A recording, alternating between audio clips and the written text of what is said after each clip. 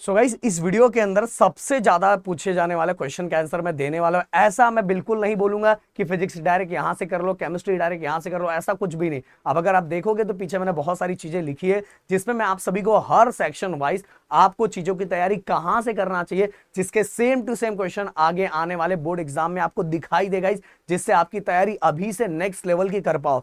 And दोस्तों, एक questions का आंसर आप लोगों से मुझे चाहिए जिससे मैं अपनी पूरी प्लानिंग, अपने यूट्यूब की जो प्लानिंग है आपके अकॉर्डिंग कर पाऊं। तो गाइज, आपके क्या कॉलेजेस के अंदर कुछ प्रीलियम का डेट बताया गया या प्रीलियम कब है, या उसके पहले कुछ एग्जाम्स कंडक्ट करने वाले हैं? तो मैं चाहूंगा कि आप में से जितने बच्चे देख रहे हैं प्लीज वीडियो के नीचे कमेंट करना, जिससे मैं अपने अपने स्केड्यूल को आपके अकॉर्डिंग तैयार कर पाऊं, जिससे आपकी ज्यादा हेल्प हो पाएगी। तो इसलिए गाइस कमेंट जरूर करके जाना। इस वीडियो का टारगेट लाइक मैं 1000 रखता हूं। नया हो तो प्लीज चैनल को सब्सक्राइब जरूर करना गाइस, क्योंकि आपके लिए तो फ्री है, बट हमें आपके लिए काम करने के लिए ना आपका सब्सक्राइब करना बहुत ज्यादा मोटिवेट करता है। तो हर स्टूडेंट सब्सक्राइब करके जरूर जाना। तो गाइस, एक एक करके स्टार्ट करते हैं हम एक एक चीजों के बारे में। सबसे पहली बात तो अगर फिजिक्स के जो डेरिवेशन है वो हमें कहां से प्रैक्टिस करने चाहिए जिसके सेम टू सेम हमें दिखाई दे। देखो इस डेरिवेशन में एक सबसे बड़ा इशू ये होता है कि बहुत बार क्या होता है कि हमें वो आता रहता है बट हमें क्वेश्चन ही समझ में नहीं आता, कि बाहर जब निकलते बोलते यार ये तो मैं सॉल्व कर लेता था पर क्वेश्चन थोड़ा मॉडिफाई करके आ गया। और फिजिक्स में सबसे बड़ा प्रॉब्लम यही बच्चों को फेस करना पड़ता है, सबसे ज्यादा प्रॉब्लम यही क्रिएट होता है गाइस। मैं बोलूंगा डेरिवेशन अगर आपको करना है सेम टू सेम चाहिए तो आपको पिछले 4 सालों के जो पीवाईक्यू है उनको उठा के प्रैक्टिस करना स्टार्ट करना चाहिए। जो पीवाईक्यू जो आए हुए हैं वो 4 साल का आपको उठा के प्रैक्टिस करना स्टार्ट करना चाहिए।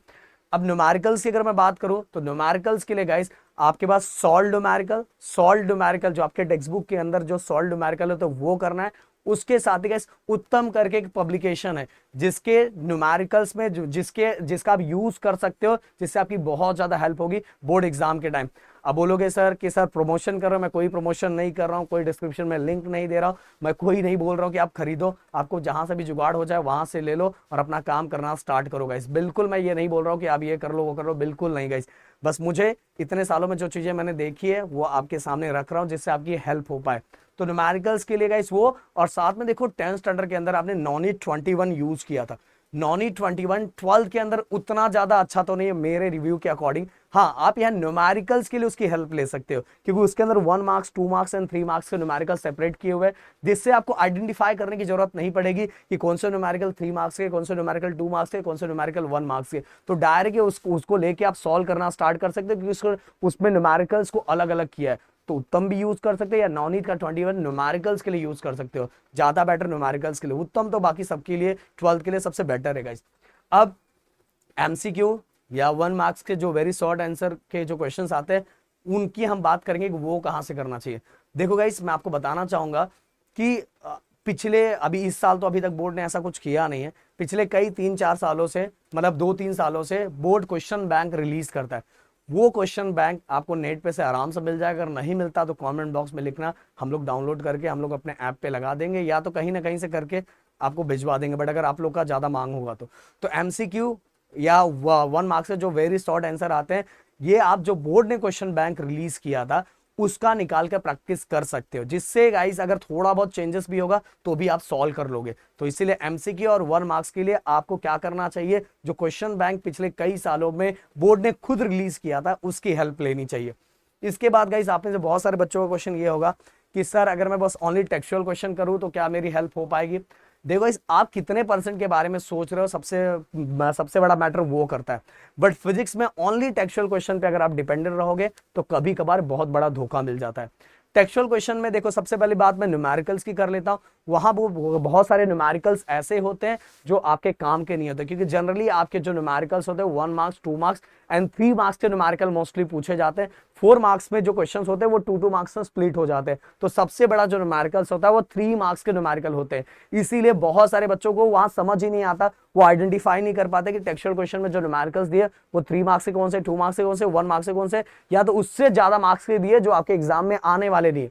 इसीलिए बहुत सारा कंफ्यूजन क्रिएट हो जाता है। इसीलिए हाँ, अपनी एक्स्ट्रा प्रैक्टिस करने के लिए वहां के न्यूमेरिकल की प्रैक्टिस आप कर सकते हो, बट फिर भी दोस्तों आपको आइडेंटिफाई करके करना चाहिए कि कौन सा ज्यादा आपको हेल्प हो पाएगा। हाँ, क्वेश्चंस एक बार देख सकते हो, अपने प्रैक्टिस के लिए, क्योंकि आपने अगर बहुत अच्छा मेहनत ऊपर कर लिया है तो एक बार वो क्वेश्चन के नजरों पे से अपने आप को घुमा सकते हो कि भाई कौन कौन सा क्वेश्चन दिया हुआ, एक बार उसको देख लो। अगर आपने ऊपर पूरी तैयारी की है तो ऑलरेडी आप उन सभी का आंसर दे पाओगे।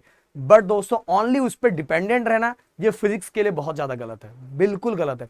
इससे अच्छा कि बाकी जो चीजें मैंने बताई वो कर लो, देन वो हो जा रहा है, देन इसके बाद इसके लिए आगे बढ़ो। ये नहीं कि पूरा का पूरा बस वही करके बैठ गए हो, कभी कभार उससे धोखा अपने को मिल जाता है गाइस फिजिक्स को लेके। इसके बाद मैं केमिस्ट्री की बात अगर करूं, केमिस्ट्री में जो गिने चुने डेरिवेशन आते हैं, वैसे तो कोई जो टीचर होंगे जो आपको बहुत दिनों से पढ़ा रहे होंगे या तो बहुत सालों से केमिस्ट्री बस पढ़ा रहे होंगे, वो टीचर तो स्ट्रेट फॉरवर्ड केमिस्ट्री के डेरिवेशन एंड न्यूमेरिकल्स ये दोनों आपको स्ट्रेट फॉरवर्ड बता सकते हैं कि यही आने वाला है गाइस, एग्जाम में यही पूछा जाने वाला है। तो इसलिए डेरिवेशन इतना भी नहीं होता, बट डेरिवेशन अगर आपको करना है तो आपको कहां से करना चाहिए, सेम गाइस इसके भी PYQ करनी चाहिए। PYQ करोगे तो सेम डेरिवेशन आपके बोर्ड एग्जाम में आपको दिखाई देगा। अब रिएक्शन की अगर मैं बात करूं तो रिएक्शन के लिए गाइस मैं आपको आप सभी को बोलना चाहूंगा कि उत्तम पब्लिकेशन का बुक आपको रिएक्शन के लिए यूज करना चाहिए गाइस, रिएक्शन के लिए, क्योंकि सेम टू सेम उसके रिएक्शन एग्जाम में दिखाई देते हैं जिससे आपकी प्रैक्टिस भी हो जाती है गाइस। अब इसके बाद न्यूमेरिकल्स, न्यूमेरिकल्स इसका तो मतलब PYQ 2 या 3 साल, 2 साल मतलब 2 या 3 साल का PYQ कर लो, या तो मैं बोल रहा हूँ केमिस्ट्री अगर किसी अच्छे टीचर से पढ़ रहे हो जिसने बहुत सालों से केमिस्ट्री पढ़ाया है और केमिस्ट्री उसका प्यार है, तो इसका न्यूमेरिकल्स तो आपको बता देगा, 100% बता देगा कि यही न्यूमेरिकल आने वाला है। क्योंकि न्यूमेरिकल इतने भी यहाँ डेंजर नहीं आते, इतने भी डिफिकल्ट नहीं आते, बहुत सिंपल न्यूमेरिकल आता है और न्यूमेरिकल का प्रोपोर्शन भी बहुत कम होता है गाइस, इसलिए इसके न्यूमेरिकल आप चाहो तो पूरे मार्क्स निकाल सकते हो। अब बात करेंगे हम MCQ and very short answer. Same guys इसका भी आपको क्वेश्चन बैंक ही यूज करना है, सेम क्वेश्चन बैंक यूज करना है, ओके। और उत्तम पब्लिकेशन केमिस्ट्री के लिए तो सबसे बेस्ट है गाइस, सबसे बेस्ट है, और आपको यूज करना चाहिए। अगर आप कुछ और यूज कर रहे हो वो आपकी चॉइस, बट मैंने इतने सालों में जो देखा है वो मैं आपके सामने रख रहा हूँ। इसके बाद गाइस मैथ की बात करें तो मैथ के जो क्वेश्चंस आते हैं, देखो इस किस तरह के आते हैं, एक्सरसाइज के क्वेश्चंस आते हैं, सॉल्व एग्जाम्पल के भी क्वेश्चंस आते हैं, मिसलेनियस के भी क्वेश्चंस आते हैं। बट मैं बताना चाहूंगा जो 90% क्वेश्चन जो आपके रहते हैं वो एक्सरसाइज के क्वेश्चंस होते हैं। हाँ बट एक चीज और, मैथ के अंदर आपको एक्सरसाइज के पूरे क्वेश्चंस करने की बिल्कुल जरूरत नहीं है गाइस, बिल्कुल जरूरत नहीं। हाँ अगर आप एक्स्ट्रा प्रैक्टिस करना है, एक्स्ट्रा मेहनत करना है तो कर सकते हो, जैसे हम लोग तो पूरे के पूरे ही करते थे अपनी खुद की प्रैक्टिस को बढ़ाने के लिए। बट अगर ऐसे स्टूडेंट हो, नहीं सर अपने से पूरा नहीं होने वाला, कुछ ऐसा बता दो कि जिससे हम उतना करके जाए तो आपका काम, हमारा काम पूरी तरह से हो जाए।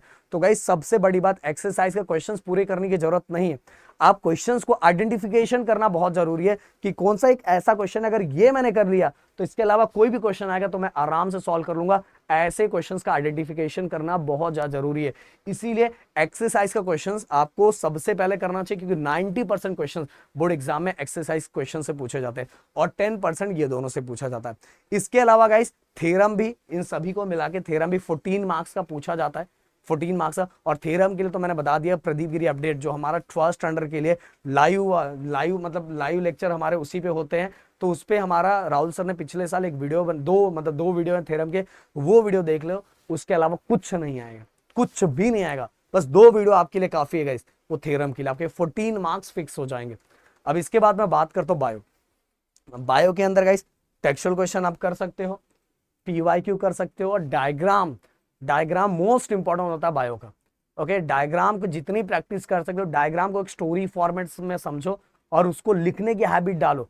3 मार्क्स के लिए 6 पॉइंट लिखो, 2 मार्क्स के लिए 4 पॉइंट लिखो। देखो ये जो आपका डर है ना, पहले वो डर निकलना स्टार्ट होगा और थोड़ा और अच्छा करना स्टार्ट करोगे। जिन बच्चों ने कुछ नहीं किया वो इस तरह से करना स्टार्ट करे तो आप बायो बहुत अच्छे से फोड़ के आओगे। मैंने कई बार आप लोगों को ये चीजें बताई कि मेरा एक दोस्त था जिसने तो लास्ट तक बायो को टच भी नहीं किया था, पर लास्ट टू लास्ट उसने यही यूज किया और उसको 82 मार्क्स मिले थे गाइस, पूरा मिला के। हाँ पूरा मिला के, प्रैक्टिकल सब कुछ में मिला के बोल रहा हूँ 82 मार्क्स मिले थे गाइस। तो इसलिए बोल रहा हूँ कि अगर एक तरीके से जाओगे तो बायो में आप फोड़ के आओगे। एंड दोस्तों आज रैंकर क्रैश कोर्स का शाम को टाइम टेबल रिलीज होने वाला है एंड 25 से चीजें स्टार्ट हो जाएगी। मैं चाहूंगा कि ये सभी जो बहुत सारी चीजें मैंने इसके लिए बताई, ये आपको एक्स्ट्रा मेहनत ना करना पड़े और आपको हमारे पास मतलब प्राइस तो हमने ना के बराबर रखा है, आप बस हमसे ज्यादा जुड़ के, क्योंकि हम चाहते हैं कि हम हर जगह के बच्चों तक जुड़े और सभी का स्कोर बहुत ज्यादा अप हो, तो हमसे डायरेक्ट जुड़ के आप स्टार्ट कर सकते हो कल से। और ऑलरेडी आपको डिटेल लेक्चर मिल जाएगा, डिटेल के बाद क्रैश कोर्स भी मिल जाएगा और आपका मतलब आपकी तैयारी नेक्स्ट लेवल की हो जाएगी। एंड गाइस और भी कोई डाउट है अगर या रैंकर क्रैश कोर्स से रिलेटेड या कुछ और से रिलेटेड तो कमेंट बॉक्स में लिख सकते हो। और रैंकर क्रैश कोर्स से रिलेटेड है तो डिस्क्रिप्शन में 3 नंबर दिया, उसमें से किसी भी कॉल कर सकते हो, और डिस्क्रिप्शन में ऐप का लिंक भी दिया हुआ है। तो मिलते हैं नेक्स्ट वीडियो में। Thank you so much guys. जय हिंद एंड जय महाराष्ट्र दोस्तों।